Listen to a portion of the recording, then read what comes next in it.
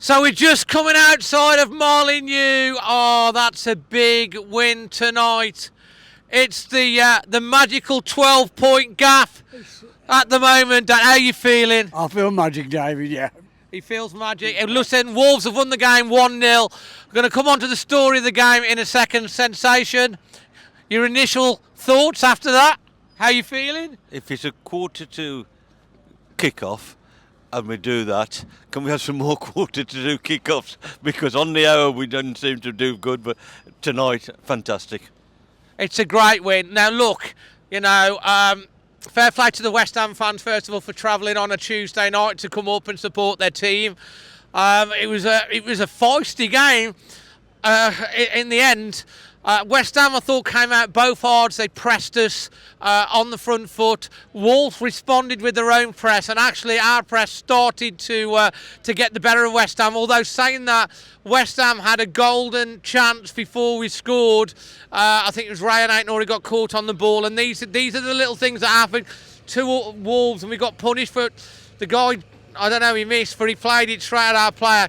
But then Strand Larson, who's scored 3 goals in two games, scored an absolute screamer, and actually came off, I think, the backside, touched Kilburn on the way through. It's a great strike, and Wolves were absolutely magical in the first half. Some of the football we played in the first half, was absolutely brilliant. We felt like the handbrake off. We felt like they were playing with freedom, with the pressure of the 9-point gap, taken off with that big lead. We played some great intricate football. Manetzi should have scored really from one chance. He hit the underside of the bar. Yeah. Other opportunities. We couldn't get the second goal, as happens. And but Wolves, I think overall were deserving of the lead at half time. It probably should have been 2-1, maybe 3-1. Second half, again, West Ham came out at us. We had some chances. They had a couple of chances, but we started to fade a little bit, and West Ham started to get on the front foot towards the end. The last 20 minutes was definitely difficult. We did lose a little bit when Andre went off, because he really does do that defensive duty really, really well. But they battled. I'd say it was a magical first half and a gritty second half, Stan. Yeah, I'll agree with that. The first half, absolute magic. And it's not the aggression as such, but getting into the people and not letting them settle on the ball, which is what I've always said, is you can't afford to give these players time to pass the ball and pick the player that they want. Force it, and that's what they did. A battle, yeah, and a really good one.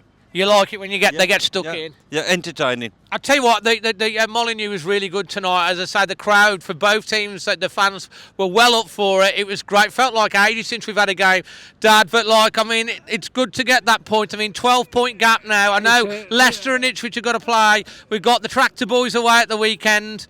I feel it's an absolute must win for them. For us, it's a must not lose, because I think if we win or draw that game, that's game over for them. I think a really good team effort, David. I think they all played well and they deserved the win. I was very keen on the ref, but everything, but they played absolutely brilliant. They all played as a team and they got stuck in. Yeah, the referee. The referee, Tony Harrington. What are your thoughts on him? I thought he was West Ham's 12th man. To be honest, he was giving. He gave out the yellow cards, but it didn't seem very even to me. We got a few yellow cards, and West Ham seemed to get away with them, and our players got frustrated because of that, and that's disappointing. West Ham towards the end, they had one. I think it was Totti who's been really great. He hesitated, tried to play the ball, deflected. And I thought they were going to equalise, and the guy put it past the post. And then right at the end, we broke. I thought we were going to score. Larson, I thought he was going to tap it in. Maybe he thought it was offside, and we didn't. Could have buried the game then. But we managed the game out, and we've got now a team that are fighting for each other, that are starting to play with confidence. We've got the building blocks of Summit. We've got the building blocks of Summit here, and we've got resilience in this team as well, which is fantastic.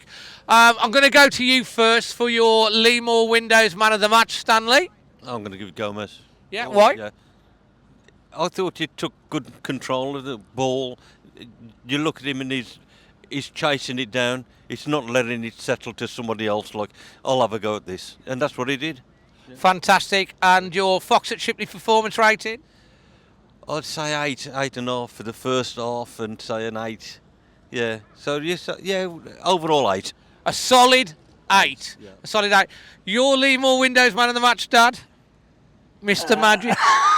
Well, Gomez played well. Who? Gomez. It's definitely Gomez, not Gomez. Yeah, I'll go for Gomez, yeah. Okay. Clarkson was good, but I'll give Clarkson. Gomez, yeah. Jeremy Clarkson. Jeremy You mean Larson? Yeah, Larson. Yeah. Larson. Dad, what's your Fox at Shipley performance rating? 7.5. 7.5. And your Parkside dental care moment that made you smile? The win tonight. Put a big smile on your Yeah, face. big face, yeah. Fantastic. What's your Parkside moment that made you smile, mate? Highlight of the day?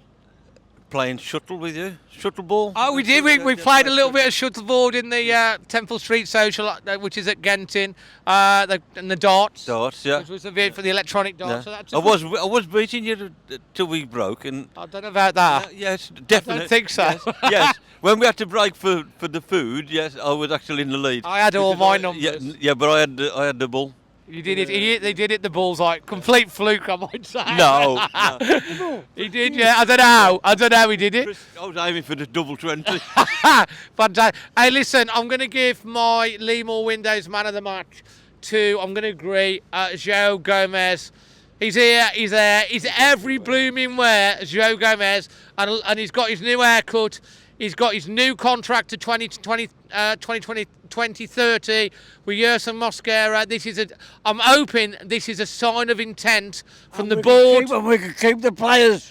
A sign of intent, I'm hoping, from the board and the hierarchy that we're going to actually invest and move this team forward, because I think if we keep some really key players and we build on the forward line, we could have something special here under Vita Pereira for next year.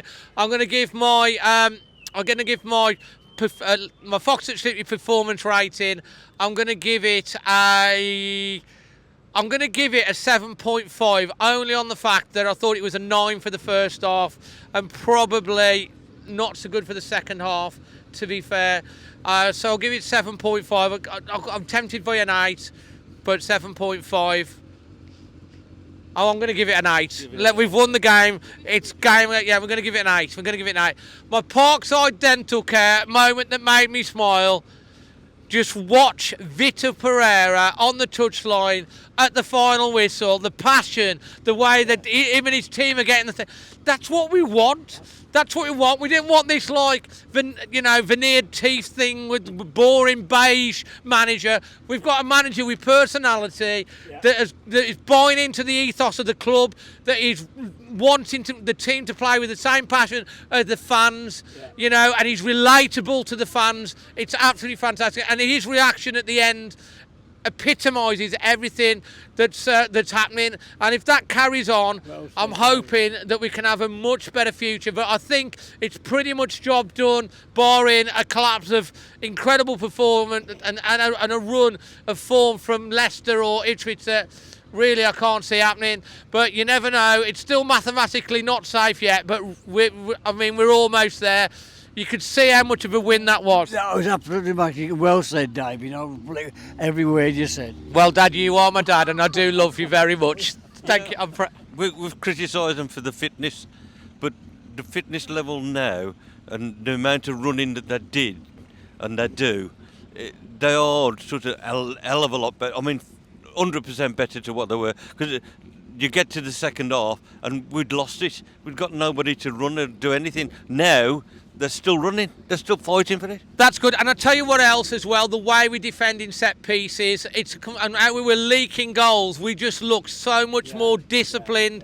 They look like they're starting to play with freedom. They're starting to believe.